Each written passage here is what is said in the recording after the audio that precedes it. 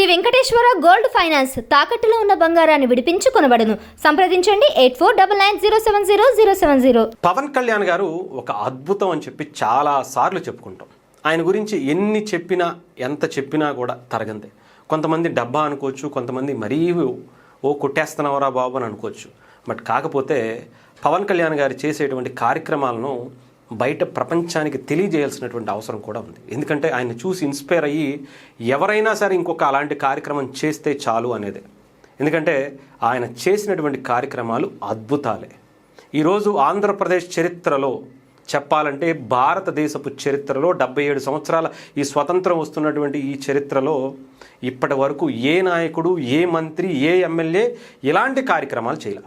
ఇప్పటి వరకు 2 ఏళ్లలోనే టాప్లో పవన్ కళ్యాణ్ గారు ఆంధ్రప్రదేశ్ని పంచాయతీరాజ్ శాఖలో అనేక అవార్డులు జాతీయ స్థాయిలో, అంతర్జాతీయ స్థాయిలో వరల్డ్ రికార్డులు కూడా తీసుకొచ్చారంటే ఆయన రేంజ్ ఏంటో, ఆయన చేస్తున్నటువంటి కార్యక్రమాలు ఏంటో ప్రత్యేకించి చెప్పాల్సిన అవసరం లేదు.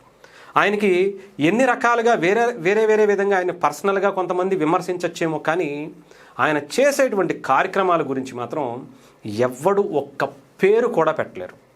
ఒక్క మాట కూడా పవన్ కళ్యాణ్ గారు ఆయన శాఖకి సంబంధించి చేస్తున్నటువంటి పనుల గురించి మాట్లాడలేమని చెప్పాలి. ఎందుకంటే ఎవడు ఇంతవరకు చేయలా, చేసేటువంటి పరిస్థితి కూడా ఎవరు క్రియేట్ అవ్వలా. 77 సంవత్సరాల్లో ఎవరికి ఆ ఆలోచన, ఆ సోయి కూడా లేదంటే ఆలోచించండి. కానీ పవన్ కళ్యాణ్ గారు వచ్చిన తర్వాత గిరిజన గ్రామాలకి ప్రధానంగా 77 సంవత్సరాల తర్వాత అసలు వాళ్ళ ఇంటికి రోడ్డు వస్తుంది, ఒక పవన్ కళ్యాణ్ అనేటువంటి ఒక వ్యక్తి వస్తాడు, ఆయన మంత్రి అవుతాడు, ఆయన వచ్చి మన ఊరికి, మా ఇంటికి రోడ్డు వేస్తాడు అనేటువంటిది కూడా లేదు. కానీ ఆ కళ కూడా కనలేదు వాళ్ళు.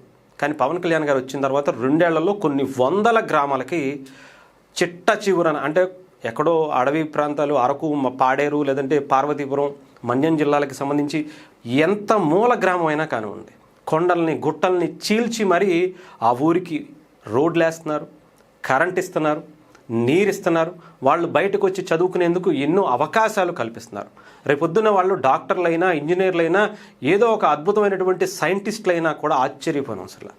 వీటన్నిటికీ మూలం పవన్ కళ్యాణ్ గారు వాళ్ళకి అవకాశం బయటికి వచ్చేందుకు కల్పించటం అనే చెప్పాలి. చాలా చిన్నదే కావచ్చు, కానీ వాళ్ళకి అది చాలా పెద్దది. ఎందుకంటే స్వతంత్రం వచ్చింది, అందరికీ స్వేచ్ఛా వాయువులు దొరికాయి, కానీ ఆ గ్రామాలకు మాత్రం దొరకలేదు అంటే ఆలోచించండి. వాళ్ళని ఒక ఓటర్గానే చూశారు తప్ప వాళ్ళ మౌలిక వసతులు ఇవ్వాలనేటువంటి ఆలోచన ఏ నాయకుడు చేయలేకపోయాడంటే ఆలోచించండి. ఇప్పుడు పవన్ కళ్యాణ్ గారు మరొక 360 గ్రామాలను కూడా పవన్ కళ్యాణ్ గారు మళ్ళీ సెకండ్ టర్మ్ కూడా మళ్ళీ ఇంకా ఎక్కువ స్థాయిలో పెంచేందుకు, ఆంధ్రప్రదేశ్లో డోలీ మోతల నుంచి విముక్తి కలిగించేందుకు, ప్రతి గిరిజన గ్రామానికి ఎక్కడో విసిరి పడేసినట్లు ఉండేటువంటి ఆ గ్రామానికి కూడా పవన్ కళ్యాణ్ గారు అక్కడ 10 మంది ఉన్నారా, 10 కుటుంబాలు ఉన్నాయా, 20 మంది ఉన్నారా, 20 కుటుంబాలు ఉన్నాయా అనేది ఆలోచించట్లా. మీ 10 మంది కోసం 10 కోట్లు ఖర్చు పెట్టాలా అనేటువంటి నాయకులను చూశారు. కానీ ఆ 10 మంది కూడా ఈ భారతదేశంలో ఉన్నవాళ్లే, వాళ్ళకు కూడా ఈ స్వతంత్ర ఫలాలు దక్కాలి అనేటువంటి ఆలోచనతో పవన్ కళ్యాణ్ గారు చేస్తున్నటువంటి కార్యక్రమాలను చూస్తున్నాం.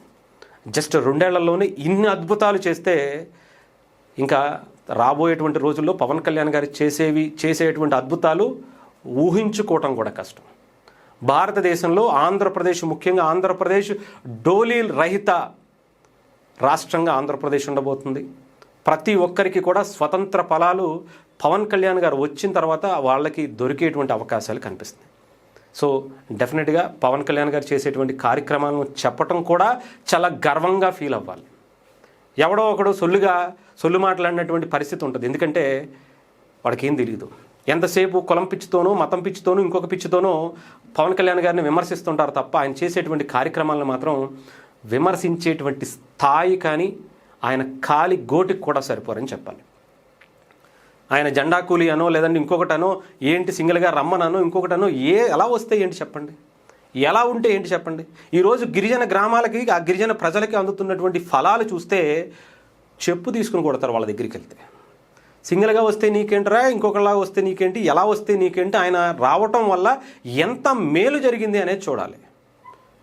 మీ ఓడి ఎంత తోపు అయితే మాకేంటి, చేసింది ఏంటి అనేదే వాళ్ళు అడుగుతారు. వాళ్ళని ఇన్ని సంవత్సరాలు మభ్యపెట్టి ఓట్లు వేయించుకుని అందలం ఎక్కి కొన్ని వేల కోట్లు తండ్రి అధికారంలో ఉన్నప్పుడు సంపాదించి మీరు అధికారంలో ఉన్నప్పుడు ఇంకెన్ని వేల కోట్లు ఎన్ని లక్షల కోట్లు సంపాదించారో ప్రత్యేకించి చెప్పాల్సిన అవసరం. అలాంటి పవన్ కళ్యాణ్ గారు చేస్తున్నటువంటి సేవల్ని, ఆయన చేస్తున్నటువంటి అద్భుతమైనటువంటి కార్యక్రమాలను క్వశ్చన్ చేసేటువంటి అర్హత మనకు ఉందా లేదా అనేది ప్రతి ఒక్కరు తెలుసుకోవాలి.